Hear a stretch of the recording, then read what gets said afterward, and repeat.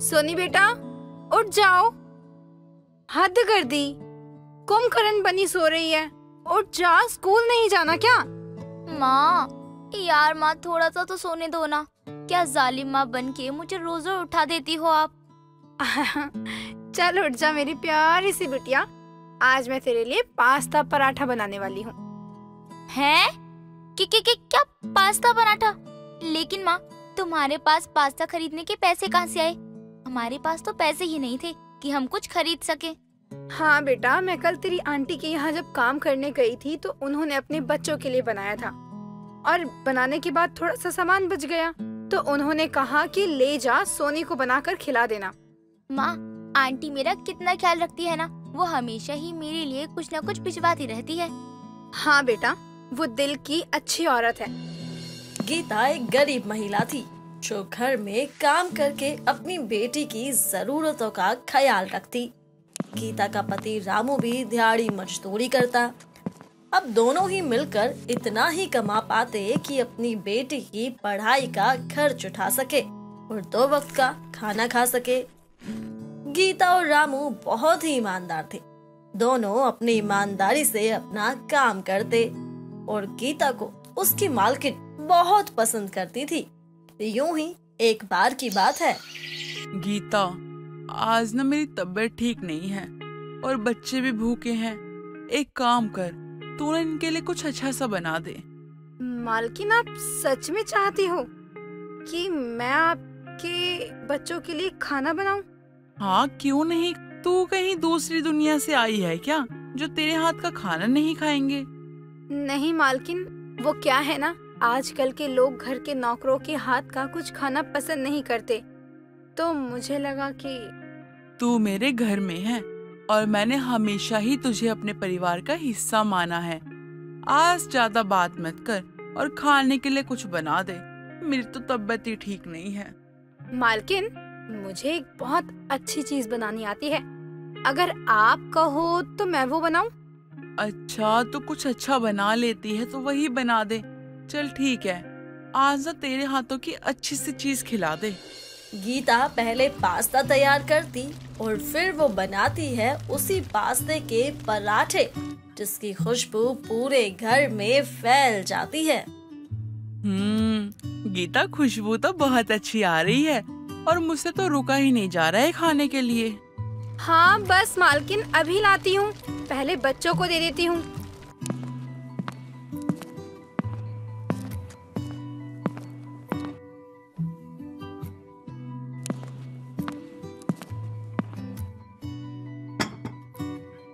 वैसे गीता, तूने आखिर बनाया क्या है? मेरी बेटी तो इसे पास्ता पराठा कहती है, क्योंकि ये पास्ते से बना होता है ना। आप एक बार खाकर तो देखिए। अगर आप मेरे जबरा फैन नहीं हो गई तो आप मेरा नाम बदल देना। अच्छा ठीक है, खा के बताती हूँ। मजा ही आ गया। गीता, वाकई में तेरी तो मैं जबरदस्त वाली फैन हो गई यार। अरे, तू तो बड़ी छुपी रुस्तम निकली। तूने कभी बताया भी नहीं कि तू ये सब भी बना लेती है। कहाँ से सीखा है आखिर तूने ये सब बनाना? सीखा तो आपसे ही है मालकिन। वो एक बार जब आपने पास्ता दिया था, तब मैं उस पास्ते को अपने घर ले गई और आटे में मिलाकर मैंने इसको पराठा बना दिया। उसके बाद से ये मेरी बेटी के फेवरेट बन गए हैं। तू तो कमाल की शेफ निकली गीता।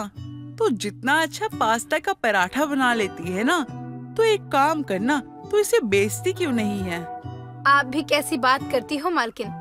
अब आपसे कुछ छुपा थोड़ी ना है। हम दोनों ही पति पत्नी मिलकर इतना कमा पाते हैं कि 2 वक्त का खाना खा पाए और सोनी को पढ़ा पाए। भला मैं ये काम कैसे शुरू कर सकती हूँ? ऐसी बात है। चल, तू मुझे कुछ दिन की मोहलत दे, मैं तेरे लिए कुछ अच्छा सा सोचती हूँ। अब तो मेरे घर में इतने सालों से काम कर रही है, तो मैं तो तेरे लिए कुछ अच्छा कर ही सकती हूँ ना। गीता अपने घर चली जाती है तो वो इस बात से खुश होती है कि उसकी मालकिन उसके लिए कितना सोचती है। वो घर जाकर सारी बात अपने पति रामू को बताती है। देख गीता, ये बड़े बड़े लोग खुद को अंबानी से कम नहीं समझते। इस वजह से अपने की भी सगे नहीं हो पाते। लेकिन अगर तेरी मालकिन इतना सब करने के लिए कह रही है तो तू जरा संभल कर ही रहना। मालकिन बाकी सब जैसी नहीं है। वो नीता अंबानी से थोड़ी कम है, लेकिन दिल की साफ और अच्छी इंसान है। लेकिन अगर तुमने कहा है तो मैं ध्यान रखूंगी। माँ, क्या मुझे रोज पास्ता पराठा खाने को मिलेगा? हाँ मेरी प्यारी गुड़िया, हमारे अच्छे दिन आ गए हैं। गीता हर रोज अपनी मालकिन के पास जाती और काम कर कर आ जाती। कुछ नहीं कहा था कि उन्होंने क्या सोचा है। गीता, ए गीता, काम करके जरा मेरे पास आइयो, काम है मुझे। जी हाँ, मेरा काम बस हो ही गया है। मैं अभी आती हूँ आपके पास। मैंने तेरे लिए एक ठेले का इंतजाम किया है गीता। अब से तू अपना ठेला बाजार में लगाया करना और अपने हाथों का पास्ता का पराठा सभी को खिलाना। मैं आपका शुक्रिया कैसे अदा करूँ मालकिन? आपने तो मुझ पर बहुत बड़ा एहसान कर दिया है। कोई बात नहीं, मैंने छोटी बहन समझ के तेरे लिए ये सब किया है। और हर रोज मेरे पास आना मत भूलना, ठीक है? अब तू जा, तेरा ठेला तेरे पास पहुंच जाएगा। गीता अपने घर जाती है और तभी दो आदमी उसके घर सारे सामान से लदा हुआ ठेला दे जाते हैं। भाई गीता की खुशी का ठिकाना ही नहीं होता। अब वो अगले दिन की तैयारी करती है ताकि वो समय से पास्ता पराठा बनाकर बेच सके। रामू जी, अगर हमारा ये काम अच्छे से चल गया ना, तो आपको ये मजदूरी करने की जरूरत पड़ेगी ही नहीं। सही कह रही हो गीता, लगता है अच्छे दिन आ ही गए। मैं पास्ता बनाकर रख लेती हूँ और पराठों के लिए आटा भी गूंथ लेती हूँ। तुम यहाँ पहली बार नजर आई हो, नहीं हो क्या? क्या बेच रही हो तुम? हाँ जी, आज का दिन मेरा पहला दिन है और मैं पास्ता पराठा बेच रही हूँ। पास्ता पराठा? ये क्या चीज होती है? बाजार में इतने सारे अच्छे अच्छे खाने मिलते हैं, तुम्हारी ये चीज कोई क्यों ही खाएगा भला? अगर किसी ने एक बार खा लिया ना, तो बाजार की फिर सारी चीजें भूल जाएगा। ऐसी बात है तो फिर खिलाओ तुम्हारा पास्ता पराठा।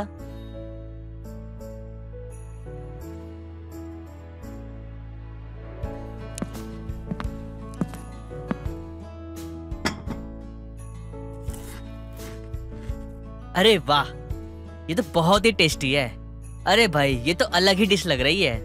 मैंने कहा था ना कि एक बार खाओगे तो बार बार खाओगे।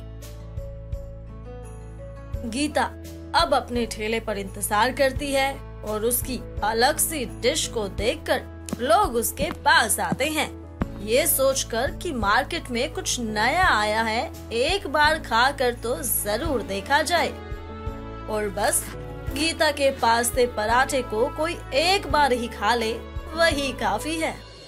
बहन जी, 2 पास्ता पराठा लगा देना। मेरे लिए भी एक पास्ता पराठा लगा देना। देखते ही देखते गीता का सारा सामान खत्म हो जाता है, लेकिन लोगों का आना जाना कम नहीं हुआ। सभी को उसका पास्ता पराठा बहुत पसंद आता है। अब लोगों को तो शौक है कि जो भी नई डिश आए लोग उसे खाना पसंद करते हैं। तो पहले ही दिन गीता के पास्ते पराठे का नाम फैल गया, लेकिन इससे बाकी ठेले वाले खुश नहीं थे। ये औरत, तू कौन है बे? और यहाँ पर ठेला क्यों लगाया तूने? हाँ, इतना अच्छा हमारा काम चल रहा था, तूने आके सब बिगाड़ दिया। चल निकल यहाँ से। मैंने किसी का कोई धंधा चौपट नहीं किया। हर खाने का अपना स्वाद होता है और मेरे पास्ता पराठे का अपना स्वाद है। हे, जुबान मत चला, हाथ चला, ठेला उठा और चल निकल यहाँ से, वरना तेरा वो हाल करूंगा पहचान में नहीं आएगी। तुम मुझे धमकी नहीं दे सकते। भला मैं क्यों जाऊं यहाँ से? आखिर मुझे भी तो अपना घर चलाना है। ओह, अपने परिवार का पेट भरना है तो कहीं और जाके भर। हमारे पेट पे लात मारने के लिए यहाँ धंधा क्यों खोल के बैठ गई? देख, जब से तू आई है हमारे पास कोई आता भी नहीं है, सब तेरे पास जाते हैं। तो तुम अपना खाना अच्छा बनाओ और तो मेरे पीछे क्यों पड़ रहे हो तुम इस तरह से? गीता ठेले वाले को साफ मना कर देती है कि वो तो यहाँ से नहीं हिलेगी। ठेले वाला दांत पीस कर रह जाता है और ऐसे ही देखते ही देखते गीता का काम अच्छा चलने लगा। लोग अब उससे जानने लगे। लेकिन एक दिन की बात है, एक बूढ़े अंकल बहुत सारे सामान के साथ जा रहे थे। वो पैदल चल रहे थे, काफी परेशान हो रहे थे। उनकी हालत बहुत ही खराब नजर आई गीता को। ये अंकल कितने परेशान हो रहे हैं, इनसे तो चला भी नहीं जा रहा, ऊपर से इनके पास इतना सारा सामान है। अंकल जी रुकिए जरा, मैं आपकी मदद कर देती हूँ। वैसे आपको जाना किधर है बताइए, मैं आपको छोड़ दूंगी। बेटी मुझे बस बिठा दो। अरे मेरा बेटा आता ही होगा मुझे लेने। बेटा एक गिलास पानी मिलेगा क्या? अंकल जी आप पानी की बात कर रहे हैं, अरे मैं तो आपको खाना भी खिलाऊंगी, आप मेरे साथ चलिए। लेकिन बेटा मेरे पास तो पानी के पैसे भी नहीं, तो मैं तो खाने के पैसे कहाँ से दूंगा? अंकल जी आप मेरे पिता समान हैं और अपने पिता का पेट भरना कोई बड़ी बात थोड़ी ना है। चलिए पेट भर कर खाना खाइए। हे भगवान, मैं तो अपना आधा पास्ता घर ही भूल आई। अंकल जी क्या आप यहाँ पर थोड़ी देर बैठ जाओगे? वो क्या है ना, मुझे घर से कुछ सामान लाना है। मेरा घर यहीं पास में ही है। हाँ बेटा तू जा, मुझे कौन सा जल्दी है, तू आराम से जा। गीता वहाँ से चली जाती है और उसे जाते हुए वहाँ से ठेले वाला देख लेता है। वो देखता है कि एक बूढ़ा वहाँ बैठा है। वो सोचता है कि बूढ़ों की नजरों से बचकर गीता के ठेले में आग लगा देता हूँ, और वो ऐसा ही करता है। जब तक गीता आती है तब तक ठेले वाला बूढ़े की नजरों से बचकर उसके ठेले को आग के हवाले कर देता है और खुद दूर जाकर खड़ा हो जाता है।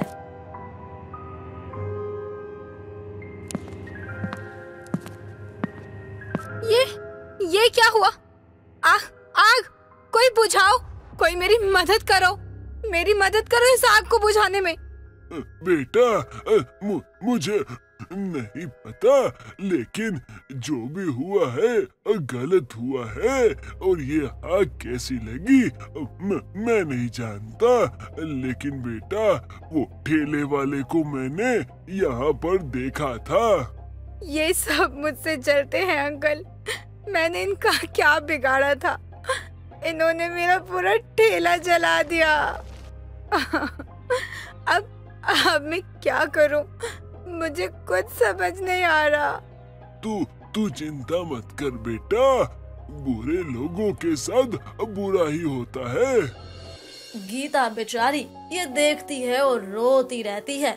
उसे कुछ समझ ही नहीं आता कि करे तो क्या करे। भीड़ वहाँ खड़ी देखती रहती है और ठेले वालों को मजा आ जाता है कि अब तो उन्होंने गीता का धंधा चौपट कर दिया। अब वो क्या करेगी? और तभी अंकल का बेटा आ जाता है, जो एक बहुत ही लंबी सी गाड़ी से उतरता है और उसे देखकर सब हैरान हो जाते हैं। अरे पापा ये क्या, ये किसका ठेला है? ये तो पूरी तरह से जल गया। हाँ बेटा इसी बेचारी का ये ठेला था। गीता मैं एक बहुत बड़े होटल का मालिक हूँ, तुमने बिना कुछ सोचे समझे मेरे पिता की मदद करी। मैं इस बात से बहुत खुश हुआ। क्या तुम मेरे होटल में शेफ की नौकरी करोगी?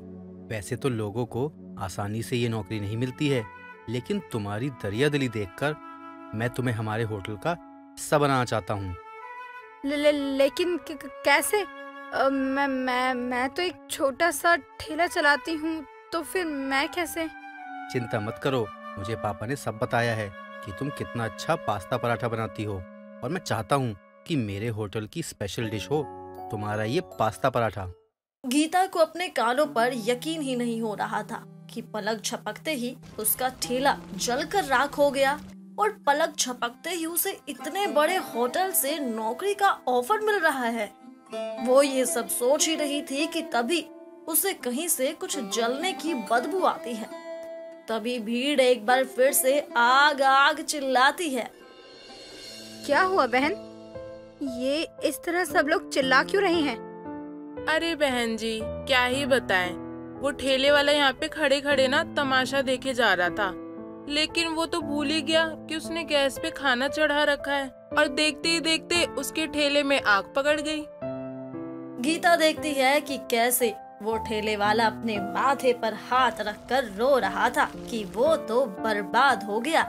और तब अंकल कहते हैं गीता को, देखा बेटा, मैंने कहा था ना, जो जैसा करता है उसको उसकी सजा अब मिलती है। देखा ना कैसे खुद बर्बाद हो गया। गीता को बर्बाद करने वाला अब खुद बर्बाद हो चुका था और गीता को मिल चुकी थी बहुत ही अच्छी नौकरी। जिसके बाद गीता पहले अपनी मालकिन से मिलकर उन्हें सब बताती है, फिर उन्हें खुशखबरी देती है नौकरी की। सभी गीता की कामयाबी से बहुत खुश होते हैं और कुछ वक्त के बाद ही गीता के अच्छे दिन शुरू हो जाते हैं और वो फेमस हो जाती है पास्ता पराठे वाली के नाम से। दोस्तों, अगर आपको ये कहानी पसंद आई तो इसे लाइक करें, शेयर करें और कमेंट करके बताएं कि कहानी में आपको सबसे अच्छा क्या लगा।